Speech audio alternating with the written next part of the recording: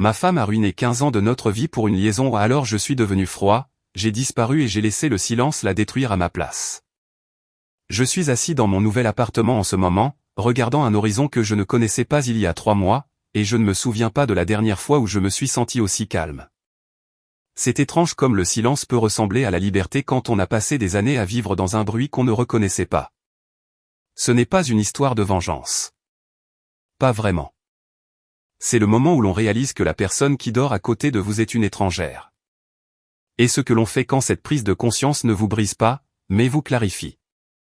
Il y a 3 mois, j'ai trouvé un reçu. C'est tout.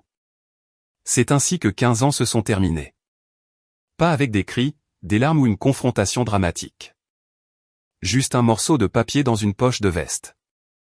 C'était un jeudi. Je m'en souviens car les jeudis étaient mes jours de pressing. Une routine que j'avais gardée pendant des années.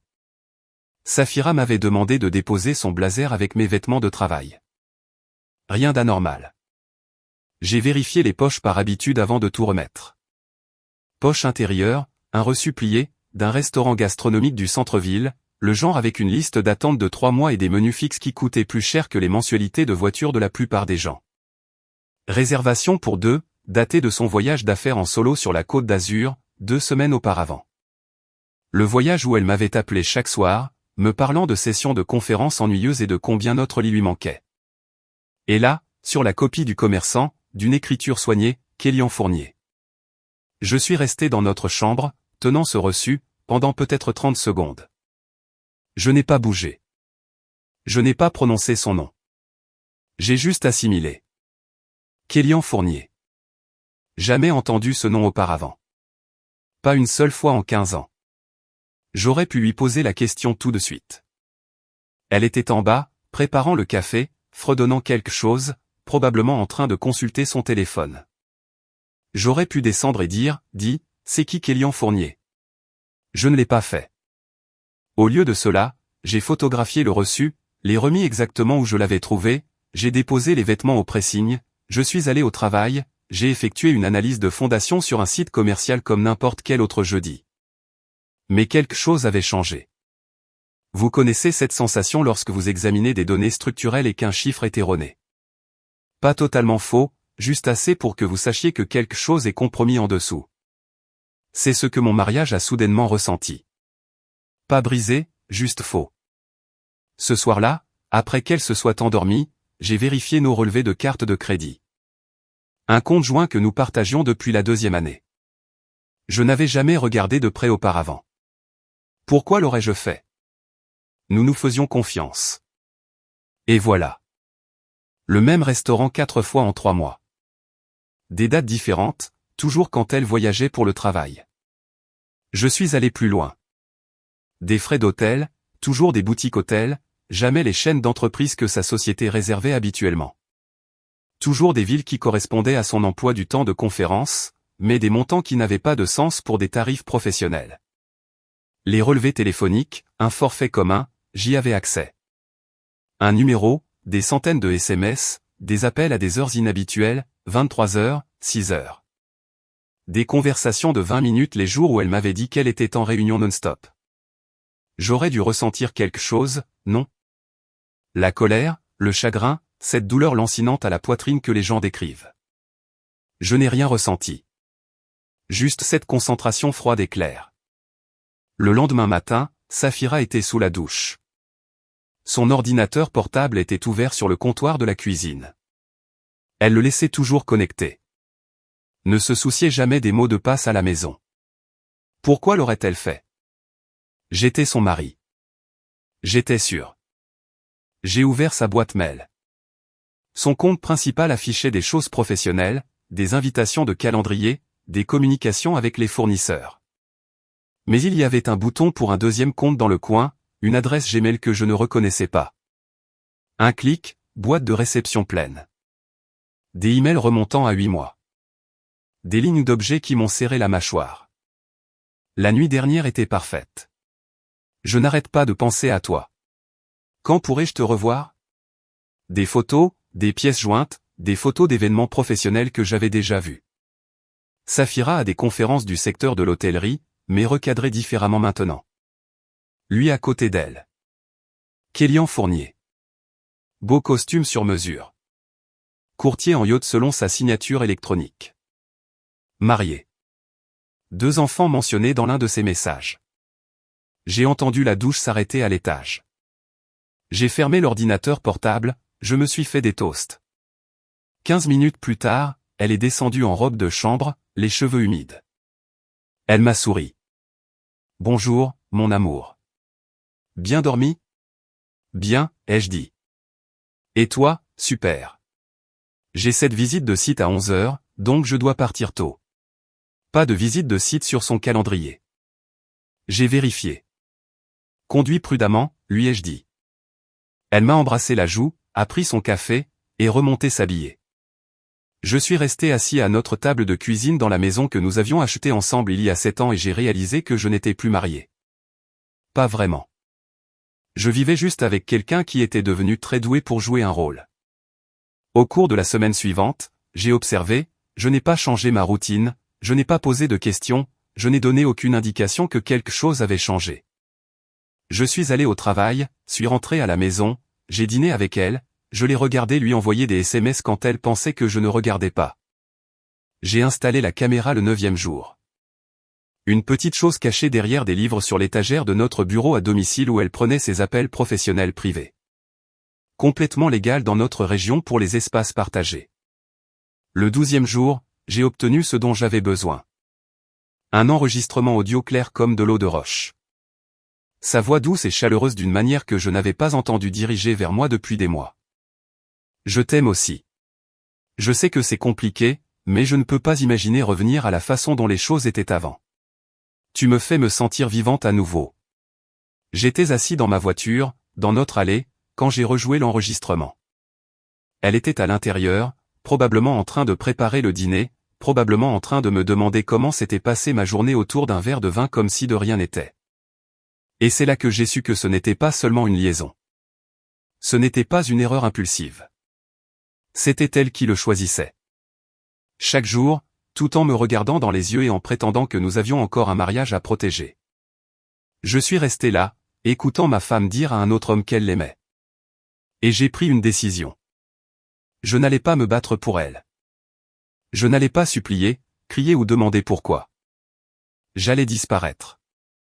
Le lendemain matin, je me suis réveillé à côté d'elle comme si rien n'avait changé. Elle dormait toujours, ses cheveux éparpillés sur l'oreiller, une main glissée sous sa joue. Paisible, belle. Même après 15 ans, c'était ma vue préférée. Le moment calme avant le début de la journée où tout semblait simple. Maintenant, je ne voyais qu'une étrangère. Je me suis levé, j'ai pris une douche, j'ai fait du café. Routine normale. Elle est descendue 20 minutes plus tard en robe de chambre, m'a embrassé la joue, m'a demandé ce que je voulais pour le dîner. J'ai dit ce qu'elle aurait envie de faire. Elle a souri. Performance parfaite. Je suis allé au travail, j'ai analysé des échantillons de sol, j'ai examiné des rapports de fondation, j'ai parlé aux entrepreneurs des calculs de charges. Mon travail consiste à trouver les faiblesses des structures avant qu'elles ne s'effondrent. Il s'avère que cette compétence s'applique plutôt bien au mariage. Cette nuit-là, j'ai commencé à monter mon dossier. Je n'étais plus en colère. La colère est chaude, réactive, stupide. Ce que je ressentais était froid, méthodique. J'ai abordé cela de la même manière que j'aborderais tout problème d'ingénierie. Rassembler des données. Identifier les variables. Calculer les résultats. Exécuter la solution. Premièrement, les dossiers financiers. J'ai extrait chaque relevé de carte de crédit de l'année écoulée. J'ai surligné les dépenses qui ne correspondaient pas à son calendrier. Des restaurants chers les soirs où elle prétendait travailler tard au bureau. Des chambres d'hôtel dans des villes où elle était censée avoir des réunions clients en solo. Tout était là. Elle avait été négligente. Ou peut-être n'avait-elle jamais pensé que je regarderais. Deuxièmement, les communications.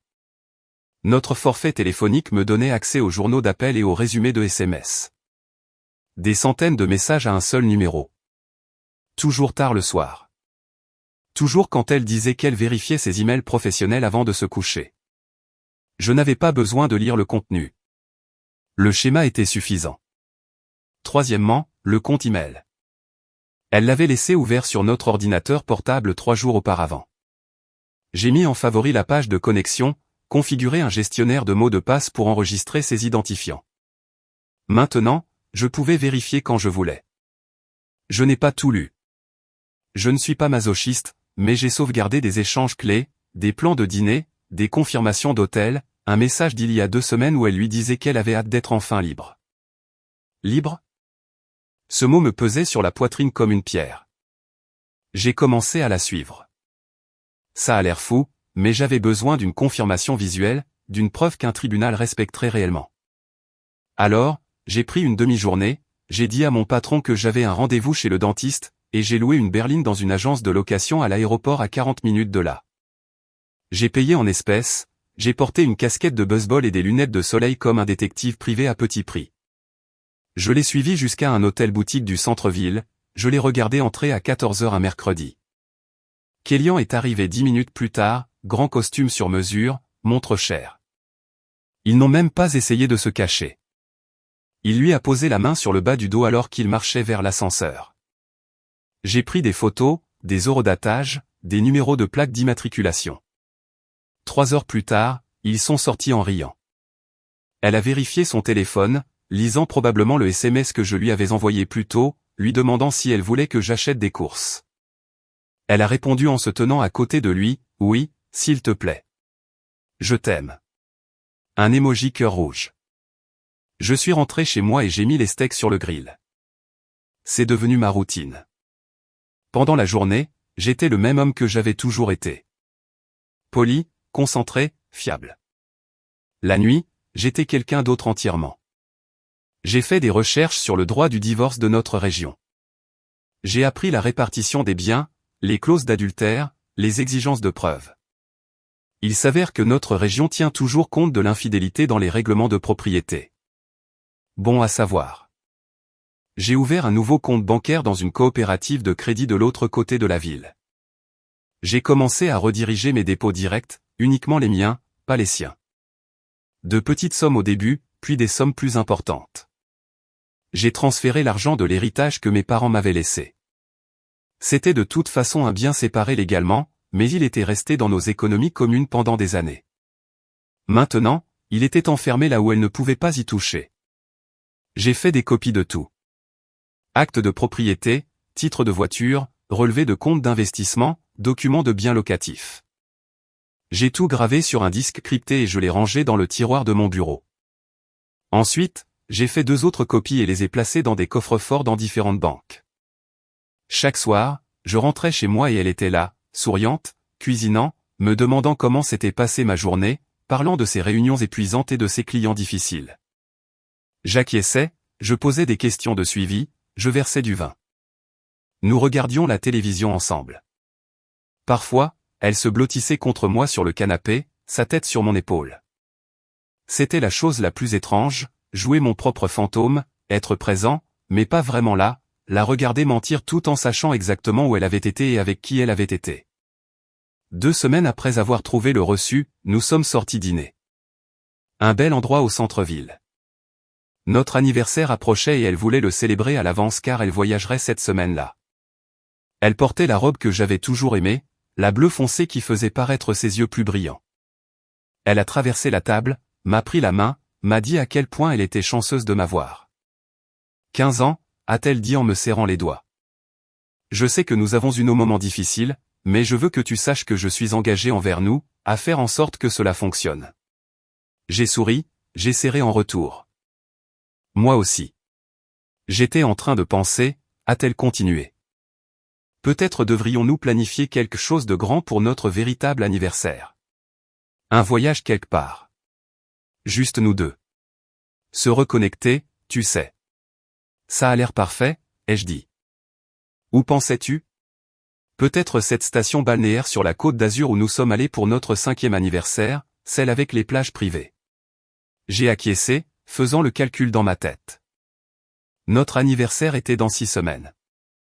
D'ici là, nos comptes joints seraient bloqués, le bien locatif serait sous examen légal et je serais dans une autre région, signant des papiers qui réduiraient son monde entier en cendres.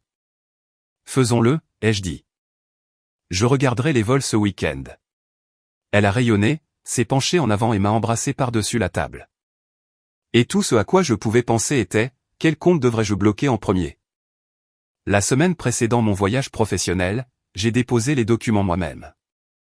Je suis allé au palais de justice du département pendant ma pause déjeuner.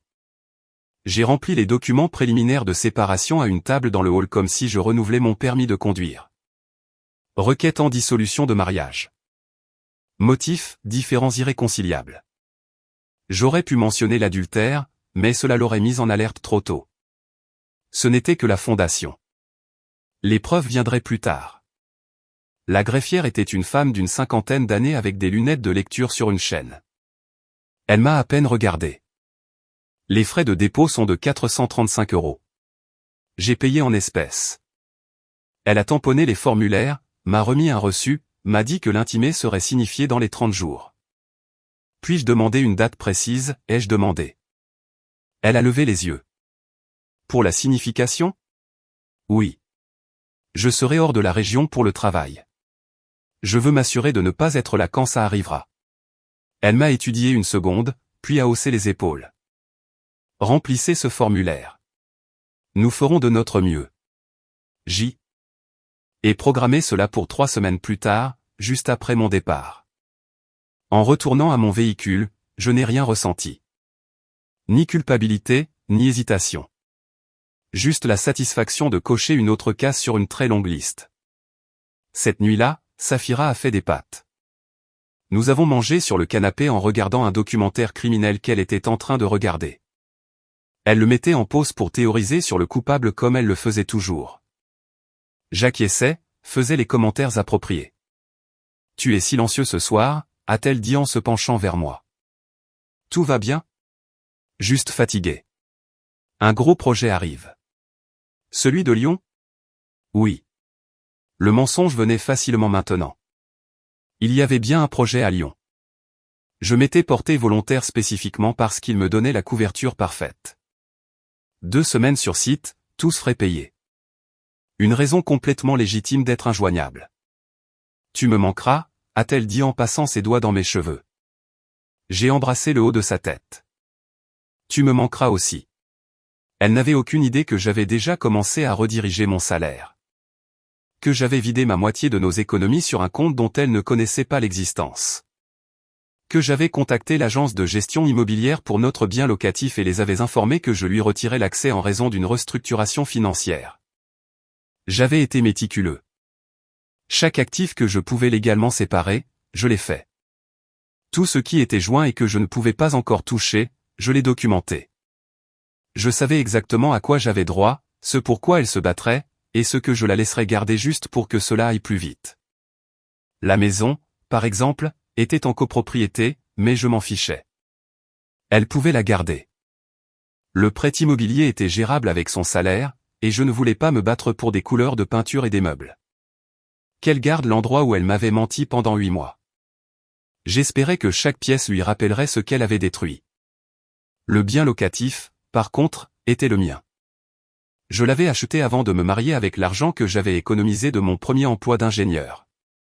Nous l'avions refinancé ensemble des années plus tard, mais l'équité était toujours ancrée dans ma propriété séparée. Mon avocat, enfin, l'avocat que j'engagerais finalement s'assurerait que ce soit clair. 3 jours avant mon départ, j'ai préparé les blocages de comptes. J'ai appelé ma banque, leur ai dit que je soupçonnais une activité frauduleuse sur nos comptes joints, un accès non autorisé, un vol d'identité potentiel. Ils l'ont pris au sérieux, ont mis en place une enquête pour fraude, bloquant tout en attendant l'examen. Cela prendrait des semaines à résoudre, et en attendant, tout était bloqué. Elle ne pourrait rien transférer, retirer ou accéder à quoi que ce soit. J'ai fait de même avec nos cartes de crédit. J'ai signalé des frais suspects. Je les ai fait bloquer en attendant l'enquête. Tout était légitime. Tout était documenté. Tout était complètement légal. La nuit avant mon départ, nous avons dormi ensemble. Je sais ce que ça donne. Mais elle a initié et je n'avais pas l'énergie de refuser sans éveiller les soupçons. Alors, j'ai fait les gestes, je n'ai rien ressenti. Et après, elle s'est blottie contre ma poitrine et a murmuré « Je t'aime ». Je l'ai dit en retour. Les mots ne signifiaient plus rien. Le lendemain matin, je me suis réveillé à 5 heures. Mon sac était déjà fait, depuis des jours. J'ai fait du café, chargé mon véhicule, suis rentré à l'intérieur pour dire au revoir. Elle était debout dans la cuisine, dans un de mes vieux t-shirts, les cheveux en désordre, les yeux encore à moitié fermés. Elle a enroulé ses bras autour de ma taille, a pressé son visage contre ma poitrine. 2 semaines, c'est si long, a-t-elle murmuré. Ça passera vite. Appelle-moi quand tu atterriras. Bien sûr. Elle s'est reculée, m'a regardé avec ses yeux que j'avais l'habitude de croire, et a souri. Je t'aime. Sois prudent. Je l'ai embrassée une dernière fois. Je n'ai absolument rien ressenti. Je t'aime aussi. Je suis sorti, suis monté dans mon véhicule et suis parti. Je n'ai pas regardé en arrière.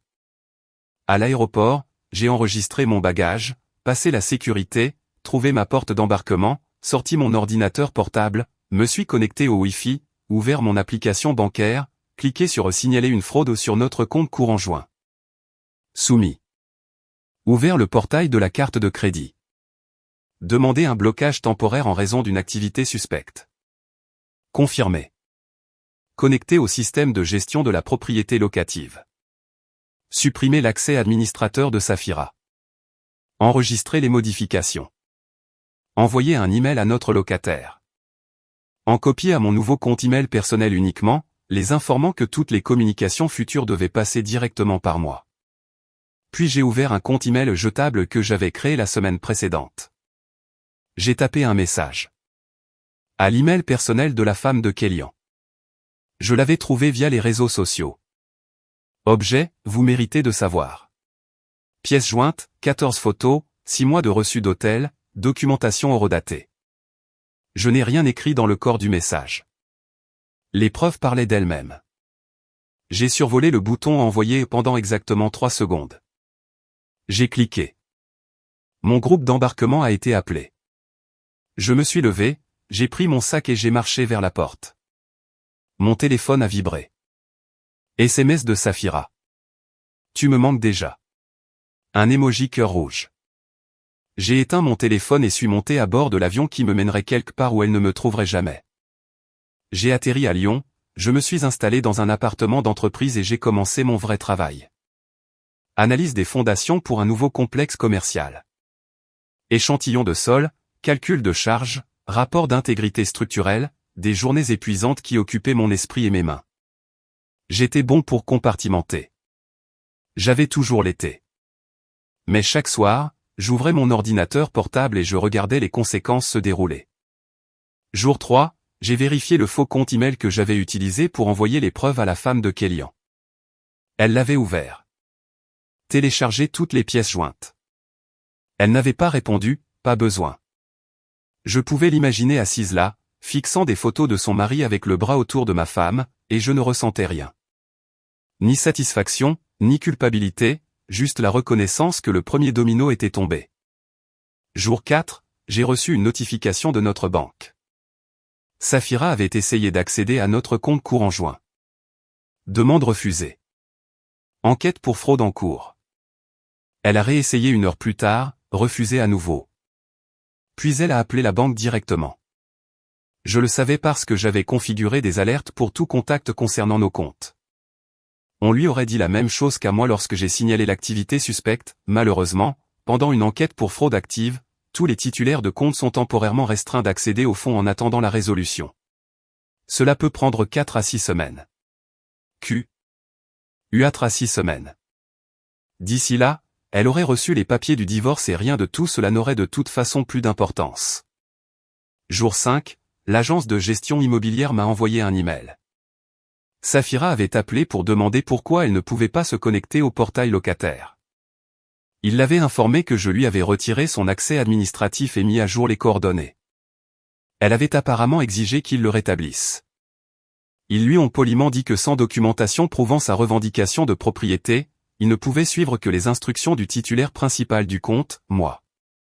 J'ai archivé l'email et suis retourné au travail. Jour 7. Mon téléphone, l'ancien que j'avais laissé éteint dans mon sac d'ordinateur portable, avait 43 appels manqués, tous de Saphira. 17 messages vocaux. Je ne les ai pas écoutés. Je les ai tous supprimés sans les ouvrir.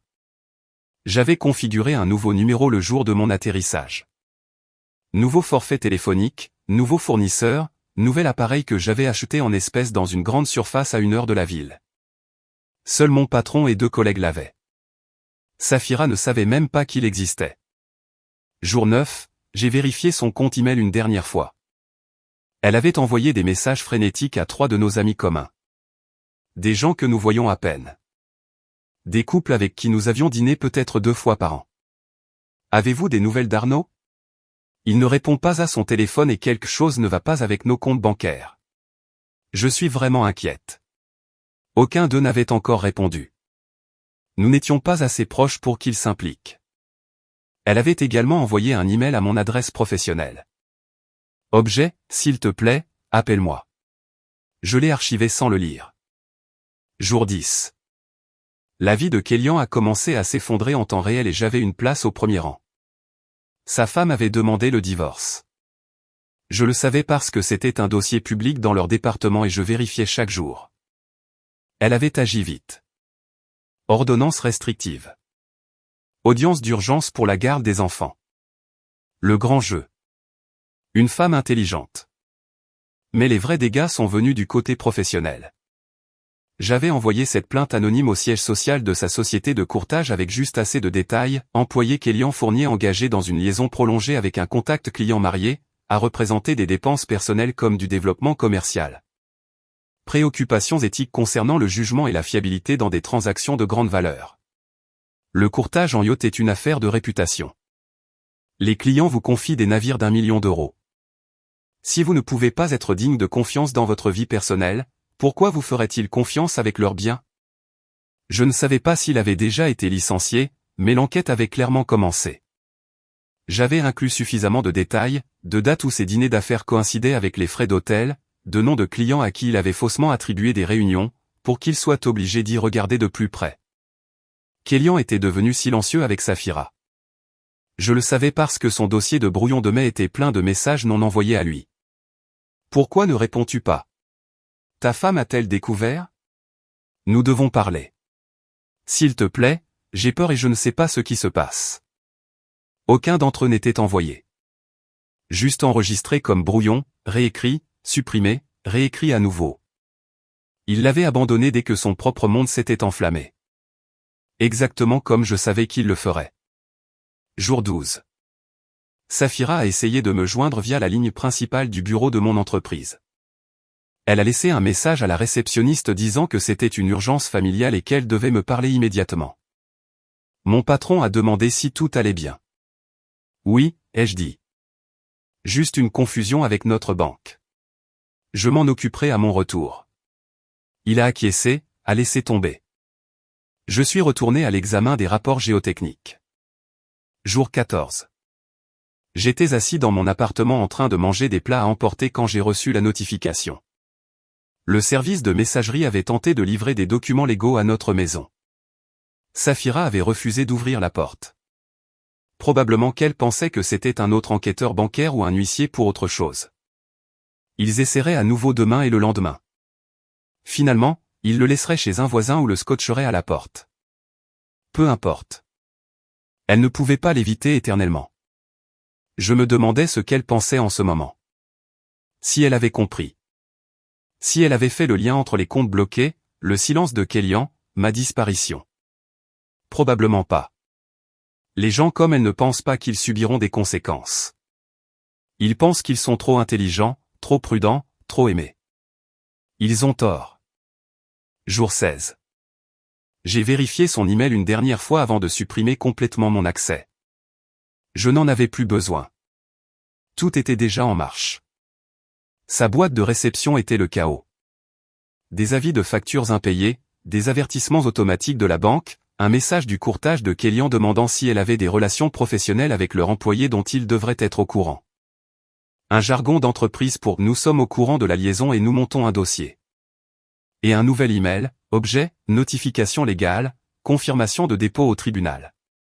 Elle l'avait ouvert. Lu. L'horodatage indiquait qu'elle l'avait fixé pendant 40 minutes. C'était la notification officielle. La requête en divorce avait été déposée. Elle avait 30 jours pour répondre. J'ai fermé l'ordinateur portable, j'ai fini mon dîner et j'ai dormi mieux que je ne l'avais fait depuis des mois. 3 jours après avoir reçu la notification de dépôt au tribunal, j'ai fait livrer l'enveloppe. Pas par courrier ordinaire, mais par un service de coursier légal qui exigeait une confirmation de signature. Je voulais savoir le moment exact où elle parviendrait à ses mains. L'alerte de suivi est arrivée à 14h44 un jeudi. Colis livré. Signé par S. Fournier. J'étais en réunion de chantier quand mon téléphone a vibré. Je me suis excusé, suis sorti, j'ai supporté le froid lyonnais et j'ai fixé cette notification pendant une bonne minute. C'était fait. À l'intérieur de cette enveloppe, il y avait tout. Le dossier de preuves complet que j'avais compilé pendant 4 semaines. Chaque photo que j'avais prise. Chaque reçu d'hôtel avec son nom dessus. Chaque résumé de SMS de nos relevés téléphoniques montrant des centaines de communications avec le numéro de Kélian. Des captures d'écran de son compte email secret. Celui qu'elle pensait que je ne trouverais jamais. Mais la pièce maîtresse était la chronologie. J'avais passé des heures à la construire. Une feuille de calcul qui recoupait les dates, les lieux, les dépenses et les mensonges. 23 pages documentant chaque instance que je pouvais vérifier. 14 mars, m'a dit qu'elle était à une conférence régionale à Nice. La carte de crédit montre un frais d'hôtel à Cannes. Le même hôtel où Kélian s'est enregistré cette nuit-là. Vérifié via son enregistrement sur les réseaux sociaux. Supprimé plus tard. 2 avril, travaillait tard sur des rapports trimestriels. Les relevés téléphoniques montrent un appel de 51 minutes au numéro de Kélian à 21h15. 18 mai, notre dîner d'anniversaire. Elle est partie tôt, a prétendu avoir une migraine. Retrait au guichet automatique à 23h30 à 3 pâtés de maison de l'immeuble de Kélian. Et ainsi de suite. Des mois de mensonges détaillés et horodatés. Irréfutables. J'avais également inclus les conditions de l'accord de divorce. Elle pouvait garder la maison. Je n'en voulais pas. Les dettes communes seraient partagées, mais le bien locatif était le mien, et j'avais la documentation pour le prouver. L'argent de l'héritage que j'avais déjà déplacé était explicitement répertorié comme un bien séparé, non divisible. Elle avait 30 jours pour signer. Si elle ne le faisait pas, je déposerais publiquement avec toutes les preuves jointes. Chaque détail, chaque photo, chaque mensonge, son choix.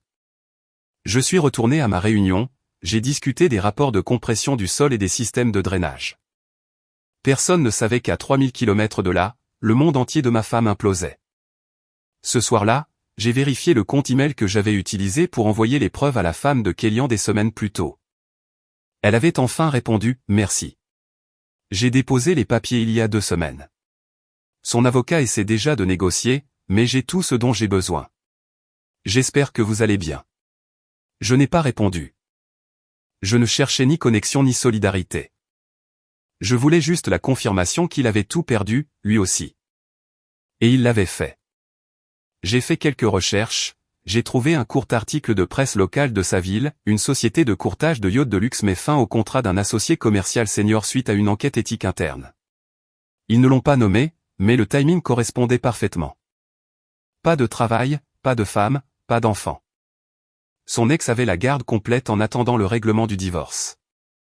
Tout cela pour une liaison avec une femme qui était maintenant complètement toxique pour lui.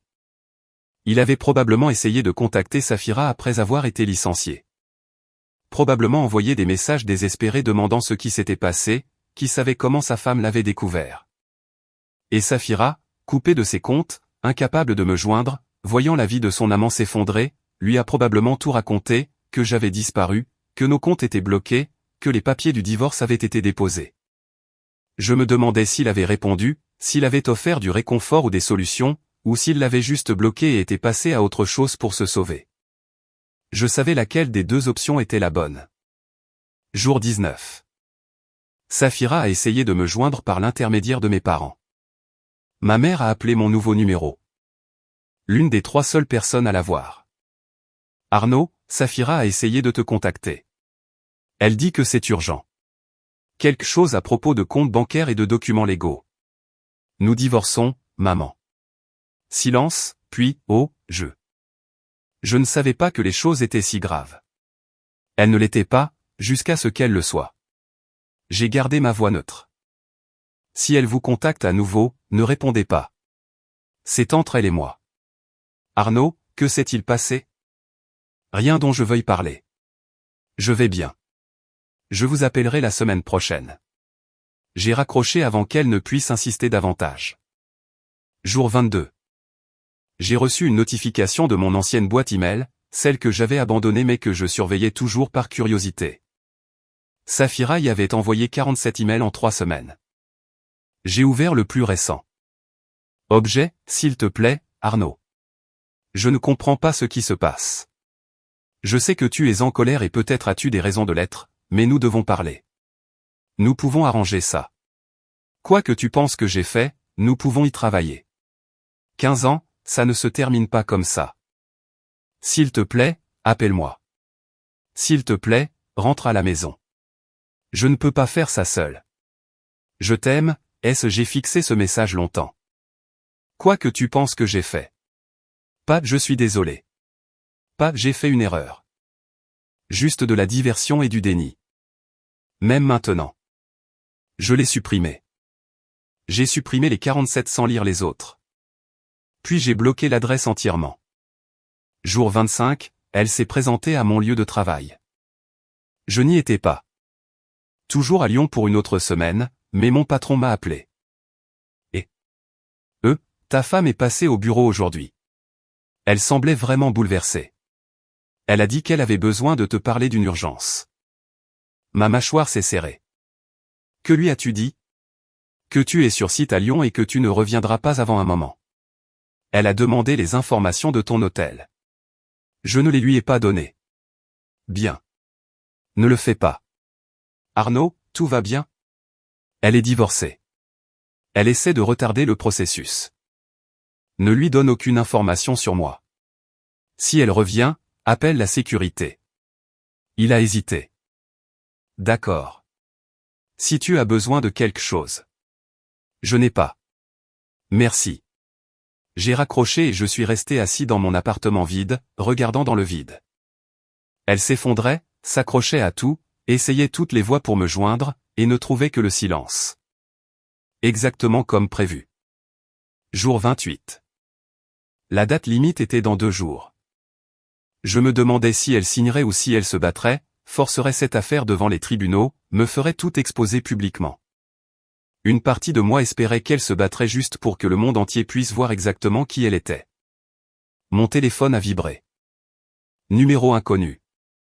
Indicatif régional de Lyon.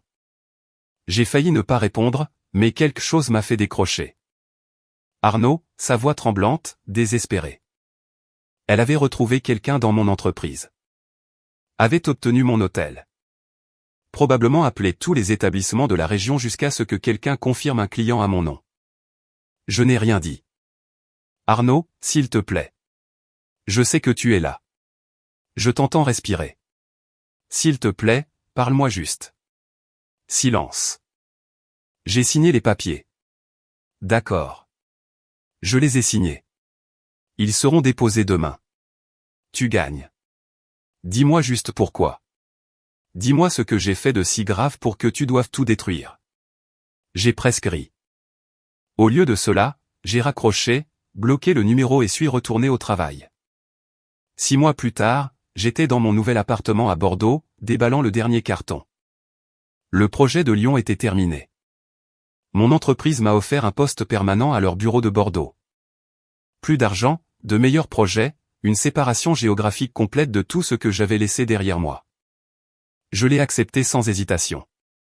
Nouvelle ville, nouvel appartement, nouvelle salle de sport, nouveau café où j'allais tous les matins. Nouvelle vie. Le divorce avait été finalisé 8 semaines après qu'elle ait signé. Aucune comparution au tribunal nécessaire. Juste des documents traités par le système, estampillés par un juge qui avait probablement traité 6 autres affaires le même après-midi. Dissolution de mariage accordée.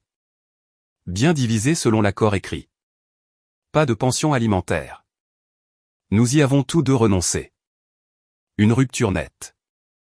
J'ai reçu la notification par email du tribunal. J'ai coché la case, archivé, puis suis allé déjeuner. C'était tout. 15 ans réduit à un fichier PDF dans ma boîte de réception. Je n'avais pas parlé à Safira depuis cet appel téléphonique pour lequel elle m'avait retrouvé.